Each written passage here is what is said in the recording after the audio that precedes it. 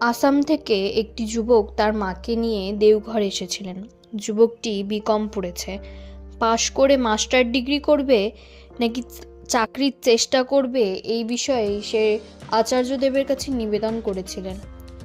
যুবকটির দুহাতের আঙ্গুলেই 7-8খানার মতো আংটি।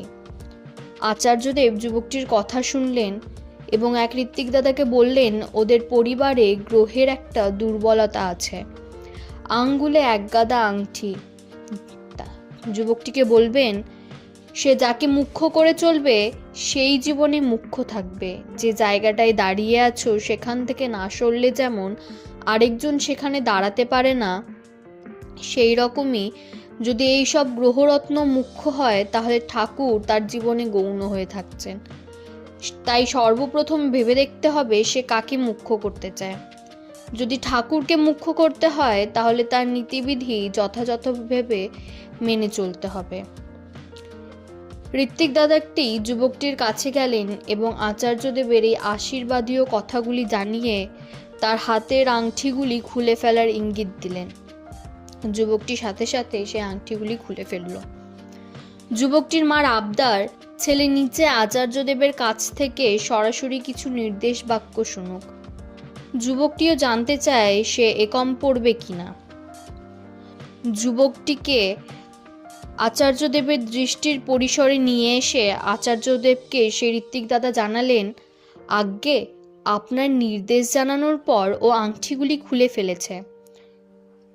আচার্যদেব সরাসরি যুবকটিকে বললেন, খুলে ফেলার দরকার নেই, তবে খেয়াল রাখতে হবে ওতেই যেন আবদ্ধ হয়ে না পড়ো।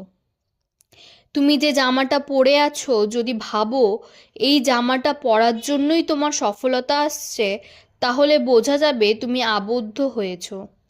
তা কখনো হবে না। যা করবে নিজের পুরস্কারের জোরে করবে। একটা কথা মনে রাখবে, আমি যদি তোমাকে উজাড় করে দিয়ে থাকি তুমিও আমাকে রক্ষা করবে। এটাই হচ্ছে কথা। আমি তোমাকে নিয়ে ভাবতে চাই না, ঈশ্বর আমাকে নিয়ে ভাববে, আমি তোমাকে নিয়ে ভাবব। এটাই হচ্ছে যুক্তি। ঈশ্বরের সাথে আমার যুক্তি এটাই হতে পারে, তুমি যতটা তাকে নিয়ে ভাববে তিনি তোমার জন্য ততটাই মঞ্জুর করবেন। সারাদিনে তুমি 24 ঘন্টার মধ্যে যত মুহূর্ত তার জন্য ভাবছ ঠিক ততটা মুহূর্তই তিনি তোমার জন্য ভাববেন। এবার যুবকটি বললেন, আজ্ঞে, আমার মাস্টার ডিগ্রি করার ইচ্ছা। আচার্যদেব বললেন, করো, কিন্তু সবটাই করবে নিজের জোরে। আর পরীক্ষা দেবে ঠাকুর। আমি যেন পাশ করি ঠাকুর, আমার যেন এইটা হয়ে যায়, এটা বলবেই না। এইসব ব্যাপারে ঠাকুরকে ব্যবহার করতে থাকলে তোমার শক্তি কমে যাবে। আসল জাজমেন্ট ডেতে ঈশ্বর দাঁড়িয়ে থাকবেন না তোমার রথের সামনে।